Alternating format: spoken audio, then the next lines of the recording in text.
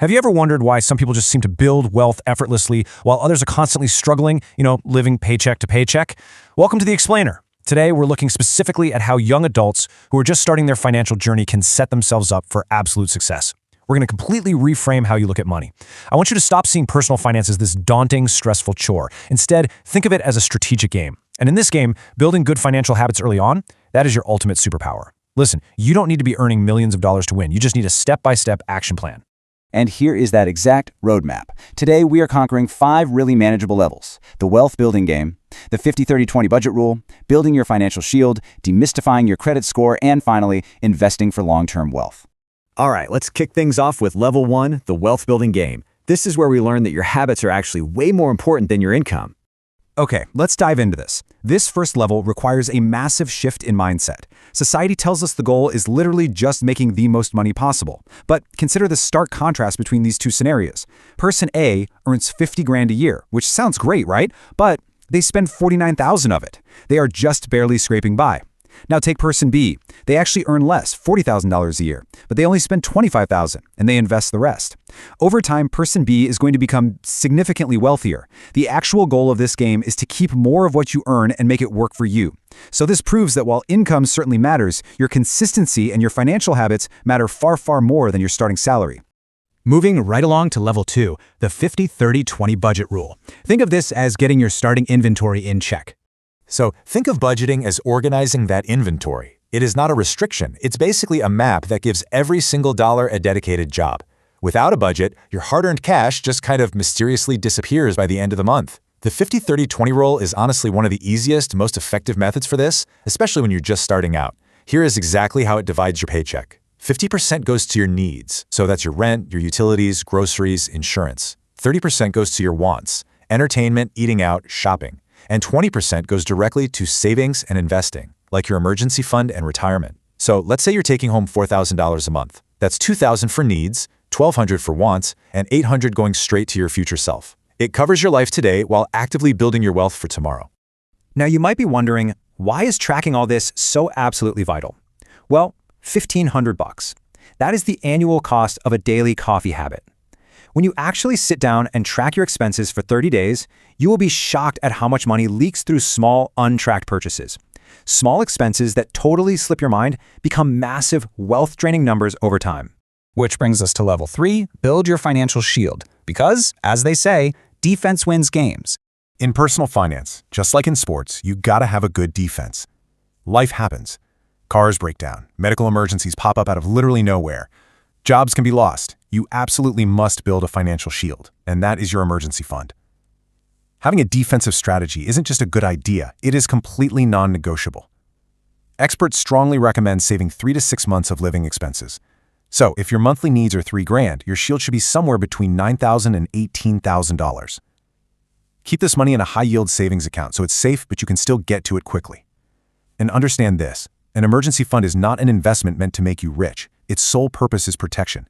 It prevents a single bad month from pushing you into crippling debt. But what if you already have bad debt? Like credit cards with interest rates over 20%.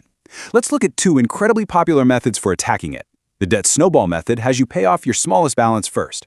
This creates immediate psychological motivation and momentum. It feels really good to cross one off the list. On the other hand, there's the debt avalanche method. This one has you pay off the highest interest rate first, which, mathematically speaking, saves you the most money. So, which one is better? Honestly, the one you actually stick to.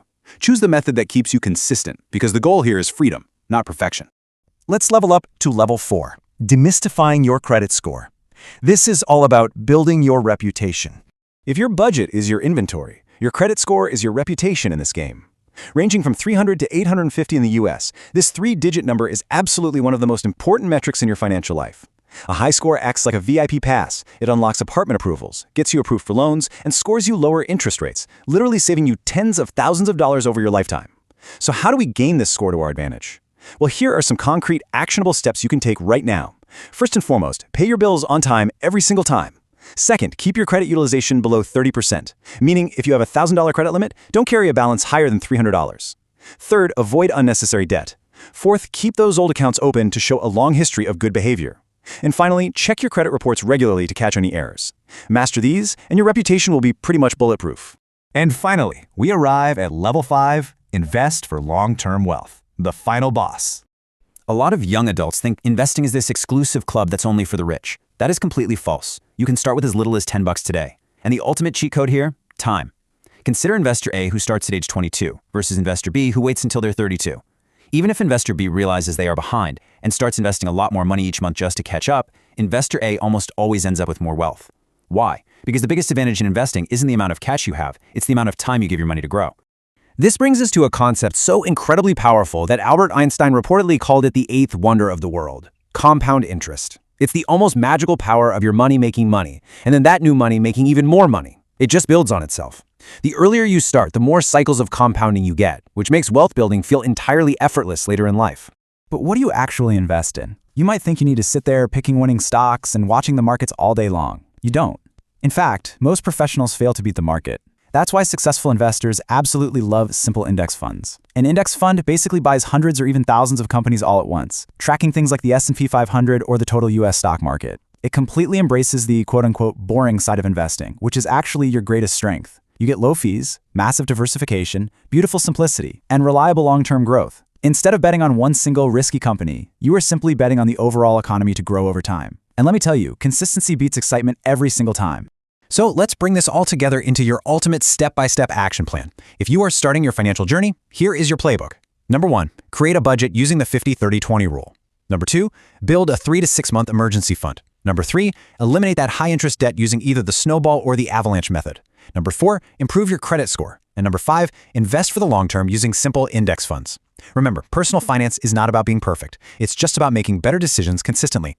Small actions repeated over years will completely transform your future.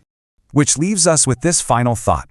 The absolute best time to start managing your money and taking control of your financial future was yesterday. But the second best time? That's right now. You have the roadmap. You know the rules of the game. So what is the very first step you're going to take today?